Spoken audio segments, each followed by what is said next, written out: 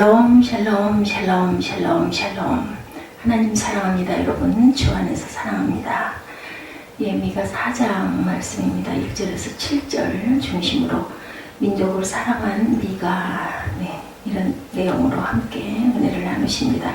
끝날에 이르러는 여호와의 전을 산이 산들의 꼭대기 굳게 서며 작은 산들 위에 뛰어나고 민족들이 그리로 몰려갈 것이라. 끝날에 마지막 날에는 이렇게 된다는 거죠. 주 오늘 본문 전체 내용을 보면은 딸 시온이여 13절에 일어나서 칠지어다. 내가 내 뿔을 무쇠 같게 하며 내 곱을 놋 같게 하리니 내가 여러 백성을 쳐서 깨뜨릴 것이다. 내가 그들의 탈취물을 구별하여 야훼께 드리며 그들의 재물을 온 땅에 주께 돌리리라. 이렇게 증거합니다. 오늘 이스라엘 민족을 사랑해서 담대히 하나님의 말씀을 선포하면서 베들레헴에서의 메시아 탄생을 예언한 미가 선지자의 생애를 통해 교훈을 얻고 은혜를 나누고자 합니다. 미가라는 이름의 뜻, 야훼와 같은 자가 누구냐 이런 뜻을 갖고 있습니다. 미가는 소선지자 중 한 사람이고 소선지자, 미가의 저자이죠. 소선지서 미가의 저자. 미가는 남쪽 유다 나라의 왕 요담과 아하스 그리고 히스기야 시대에 활동한 선지자입니다. 그중 요담과 히스기야는 선한 왕이었죠. 그러나 아하스는 유대의 역대 왕 중에 화악한 왕 두 사람 중에 한 사람이기 때문에 선지자 미가는 정부의 배교와 학정을 목격하고 또 그에 대한 하나님의 심판이 임박함을 심각하게 느끼면서 예언합니다. 그는 예루살렘의 서남쪽 약 100리 지점에 있는 유다와 블레셋 가드 국경 사이의 무레셋 농촌 출신이고 이사야와 호세아와 거의 같은 시대에 활동했습니다. 그는 남쪽 왕국 출신이면서 그 예언의 내용은 북왕국과 남왕국에 걸쳐 그 죄악과 심판에 대해서 말하죠. 주전 712년에 과연 사마리아는 미가의 예언대로 돌무더기가 됩니다. 북이스라엘이죠. 그러나 이스라엘 백성은 그 죄로 인하 이와 같은 심판을 받지만 만일에 다시 회복할 것을 미가서 4장에 말일에 다시 회복될 것이다 예언하고 있습니다. 4장 말씀이 말일에 이르러는 하죠. 12절에 보면 끝날에 이르러는 1절이죠. 여호와의 전에 산이 12절 마지막에 그들의 야훼의 뜻을 알지 못하며 그의 계획을 깨닫지 못한다. 13절에 딸 시온이여 일어나서 칠지어다 이렇게 얘기하고 있습니다. 이 말씀은 회복된 이스라엘 왕국의 지위를 말하는데 여호와 시온산이 모든 꼭대기에서 뛰어난다는 것은 모든 나라들 위해 뛰어나게 이스라엘이 회복된다라는 뜻을 1, 2절에 나타내고 있습니다. 만국 만민들이 여기에 고기를 숙이고 모여들어서 하나님의 도로 가르침을 받고 다 그 길로 행하게 되리라.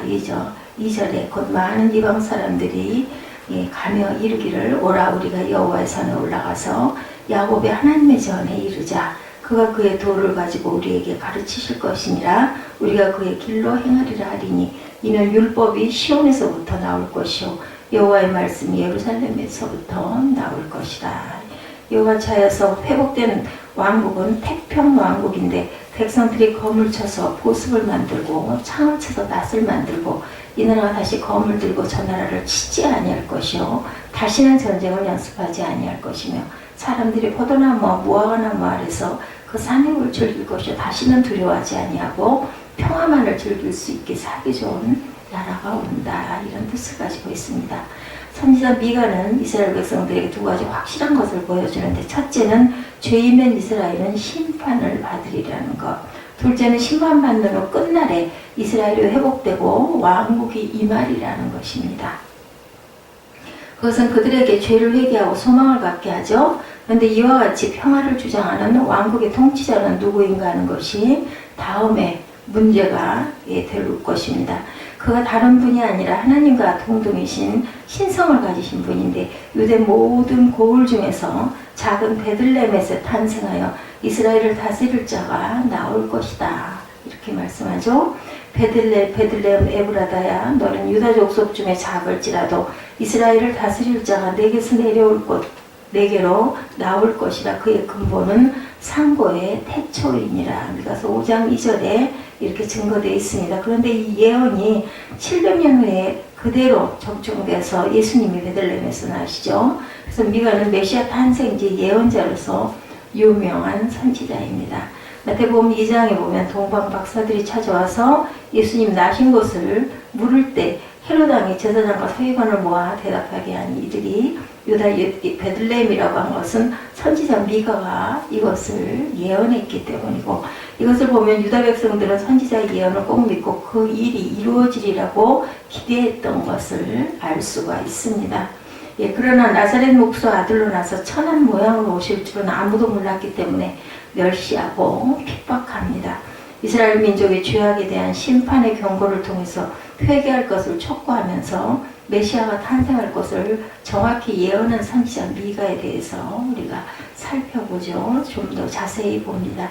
예, 미가 선지자가 활동을 하던 당시 곧 BC 735년에서 690년경 팔레스타인 지역은 북방의 신흥 제국인 아수르의 본격적인 남진 정책으로 인해서 국제전쟁의 소용돌이에 휩쓸려 있던 때, 예, 즉 디글랏 빌레셋 3세부터 시작해서 살마네셀 5세, 사르곤 2세, 사네립 등이 남북 이스라엘 두 왕국을 끊임없이 공격해오고, 그 와중에 북왕국이 BC 722년에 멸망하고 남왕국은 BC 701년 사네립의 침공으로 멸망 직전의 위기야까지 처하게 되었죠.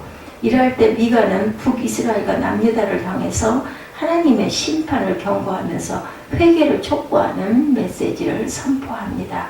의인은 나라를 영화롭게 하고 죄인은 백성을 욕되게 한다. 잠언 14장 34절에 증거합니다. 그 성품, 예, 남북왕국의 우상숭배와 부도덕함을 강하게 질타하며 하나님의 심판을 담대하게 선포한 것을 볼 때 애국심이 뛰어나고 매우 담대한 사람입니다. 미가는 1장 1절에서 16절까지 나타나 있습니다. 미가는 자신의 행동을 통해 백성들이 회개하고 하나님께 돌아올 것을 호소합니다. 1장 8절이죠. 예, 동쪽 북이스라엘의 멸망을 보면서 자신의 옷을 찢어내어 던지기까지 애통할 만큼 깊은 동정심과 영혼에 대한 뜨거운 사랑의 소유자이기도 하다. 1장 8절이죠. 동쪽 북이스라엘의 멸망을 보면서 자신의 옷을 찢어내 던지기까지 애통할 만큼, 예, 굉장히 영혼이 뜨거운 사람이었다. 예, 자신의 유익에 따라 권세자와 부자에게 아첨하고 그 메시지를 달리했던 동시대 거짓 선지자들과는 달리 가난한 자, 억압받는 자를 위해서 자신의 유익에 상관없이 오직 하나님의 공의에 따라 민족의 죄를 지적한 것을 볼 때 정의롭고 진실하며 긍휼이 충만한 사람인 것을 알 수가 있습니다. 미가서 3장 1절에서 12절에 나타나 있죠. 그리고 8절에 보면, 3장 8절에 보면 자신의 권능, 공의, 재능이 하나님께로부터 있음을 단언할 정도로 신념이 확신에 찬 그러한 사람이었다. 구속사적 지위를 보면 BC 700년경 이미 메시아에 탄생하실 것을 정확히 예언한 선지자 미가죠. 5장 2절에 나타납니다. 예루살렘의 멸망을 선포한 최초의 선지자이기도 하다. 미가 3장 12절에 증거합니다. 국가 권세자들과 종교 지도자들 및 백성들의 죄악에 대해서 책망하다. 그들에게 거짓 선지자로 배척당한 참 선지자이기도 합니다. 백성들의 우상 숭배와 부도덕에 대한 강한 탄핵과 책망을 통해서 히스기야의 종교 개혁에 지대한 영향을 미친 사람이고, 장차 메시아의 도래로 인해 실현되어질 참 평화와 정의 하나님 나라에 대한 소망의 메시지를 전한 선지자, 미가서 4장 5장 내용입니다. 억눌린 자들의 친구이고 가난한 자들을 위한 하나님의 대언자이기도 하다. 미가의 메시지를 중점으로 보면 미가서에서 가장 두드러진 주제는 하나님의 심판이죠. 하나님의 심판은 지금, 예, 임하고 있는 중이고, 그리고 이미 임하였다고 볼 수가 있다. 예, 미가서 7장 7절에서 20절에 볼 수가 있습니다. 이러한 하나님의 심판은 무엇 때문인가? 죄 때문입니다. 죄와 허물, 그리고 죄악이란 말이 미가서 여러 곳에 나오죠. 여기서 죄는 우상숭배에서부터 살인에 이르기까지 다양한 형태를 띠고 있는데, 이러한 죄에 대해서 의로우신 하나님은 공의의 원리에 따라 심판을 하시고, 미가 선지자는 하나님의 심판만 선포하지 않고 하나님의 구원도 함께 선포하고 있습니다. 그는 당대의 사회학을 언급하죠. 그러나 미가 선지자는 그러한 상황들이 영원히 계속되지는 않는다라고 말합니다. 심판이 임하면 신실한 그 사람들은 구원을 받을 것이고 다윗 계통의 한 새로운 왕이 베들레헴에서 나서 현재의 악한 왕을 대신할 것이고 그리고 그는 여호와의 능력으로 땅 끝까지 다스릴 것이며 그의 백성은 안전하게 거할 것이다. 미가 선지자를 통해서 우리가 배울 교훈이 무엇인지 살펴봅니다. 호세아나 아모스, 이사야, 미가 모두가 사역 초기에 하나님으로부터 점차 멀어져 남아가는 백성들에게 설교해야 할 의무를 맡았습니다. 특히 미가는 그 시대의 문화가 매우 타락해 있으므로 사명을 감당하기 위해서 특별한 통찰력이 필요하죠. 미가는 죄를 책망하는 데는 목숨을 두려워하지 않죠. 미가는 한 선지자로 시대적인 예언에 대해서 죽음을 두려워하지 않고 그 시대의 죄를 지적하고 백성을 공고하는데 예언자적 사명을 충실히 감당한 하나님의 종이었고 우리도 이 시대가 요구하는 정직한 예언자가 되어야 되겠죠. 미가는 성령으로 충만한 사람이었고 자신이 전해야 할 말이 죄를 책망하는 인기 없는 메시지를 할지라도 진실을 말한 용기가 있는 사람이었고 헛된 종교와 진정한 헌신 사이의 차이점을 알고 있다고 미가서 7장 7절에 증거합니다. 그 시대의 문화가 안타깝게 타락해 갔음에도 불구하고 미가는 하나님께 기도하고 기다렸던 사람이고 이런 희망은 암담한 시절에도 그를 지탱해주는 힘이 되죠. 그는 하나님의 성품을 이해합니다. 미가는 하나님의 어떤 분인지를 알고 있었고 죄를 소멸하신 것을 또한 알고 있었죠. 게다가 그는 창조주께서 그의 사랑하는 피조물과 교제하시기를 열망한다는 것도 알고 있을 만큼 하나님의 성품을 이해한 사람이었다. 우리도 역시 타락한 문화 가운데 살고 있기 때문에 미가와 동일한 특성들을 개발할 필요가 있는데 미가의 삶에 나타난 성품 중에 좋은 점을 골라 내 것으로 만들어 봐야 되겠죠. 그것은 우리에게 매우 유익합니다. 그리고 미가와 같이 자기 사명과 자기 헌신에 충성되어야 하겠죠. 예, 하나님이 나에게 맡긴 직분을 찾아 죽도록 충성해야 되겠다.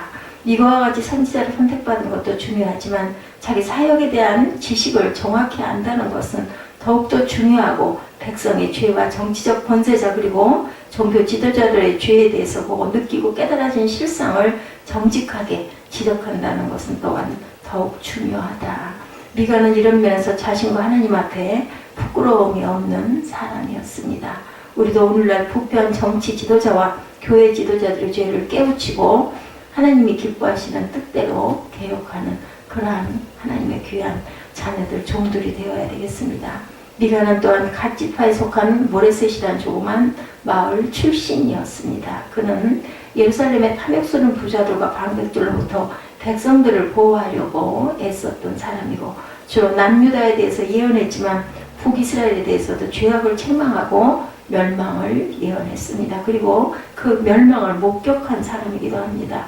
미가와 동시대의 선지자로 이사야가 있고 그들의 예언은 메시아에 대한 예언들과 만연된 도덕적인 타락의 묘사라는 점에서 일치하고 있는데 미가 선지자를 통해서 요구하시는 것은 정직하고 겸손한 마음으로 하나님과 교제하는 것이다. 또한 옳은 일을 행하고 한결같은 사랑의 행위와 마음을 갖도록 원하시죠. 예, 그리고 도덕적 부패, 종교적 부패, 정치와 사회의 부패에서 끝까지 견디고 승리한 그리스도인이 되어야 되겠죠. 미가는 비록 이스라엘의 하나님을 배반하고 율법에서 떠났지만 그들이 아브라함의 자손으로 자신과 같은 동족인 까닭에 그들의 멸망을 선포하고 자기 옷을 찢어내 던지면서 애통했던 사람.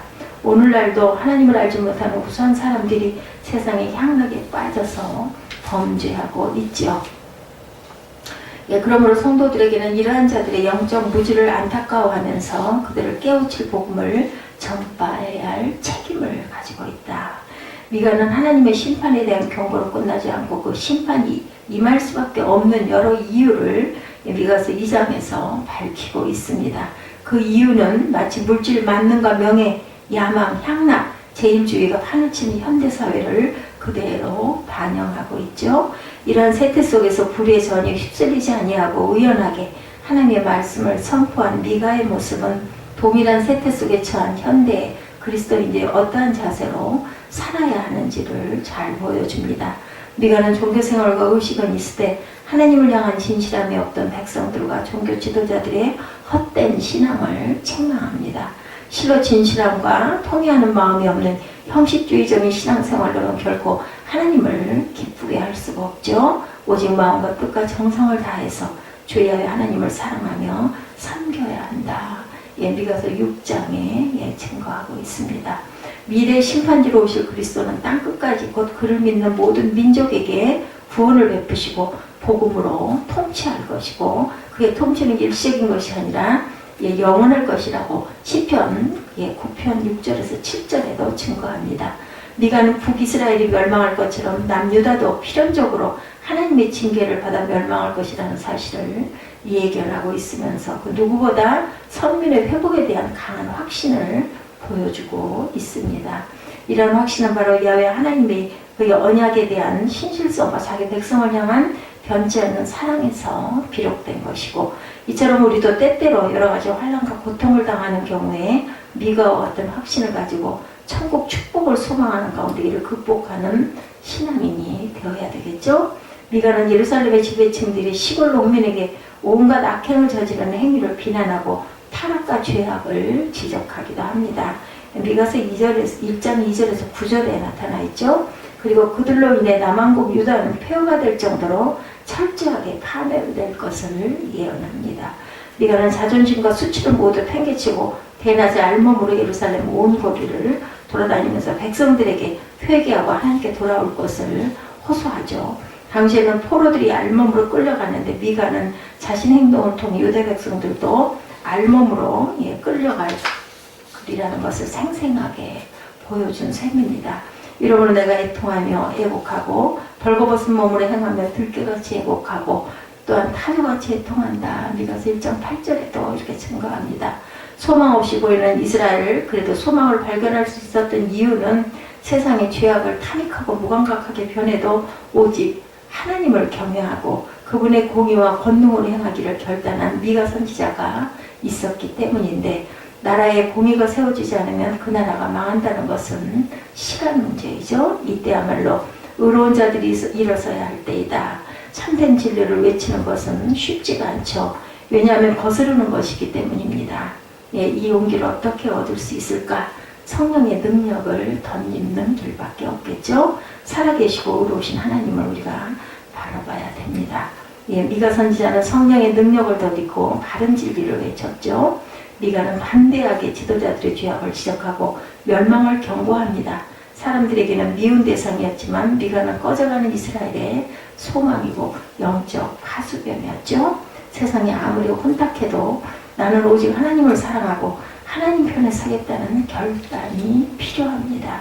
이 결단이 어두운 시대 등불 같은 역할을 하죠. 지금 우리 민족은 온갖 죄악의 만연으로 분명히 하나님의 심판의 위기를 맞이하고 있다는 것을 잊지 말아야 되겠죠. 우리 모두가 미가 선지자처럼 나라와 민족을 사랑하고 이 민족을 위해 기도하고 민족 복음화에 힘쓰는 그리스도인이 되시기를 주님의 이름으로 축복합니다.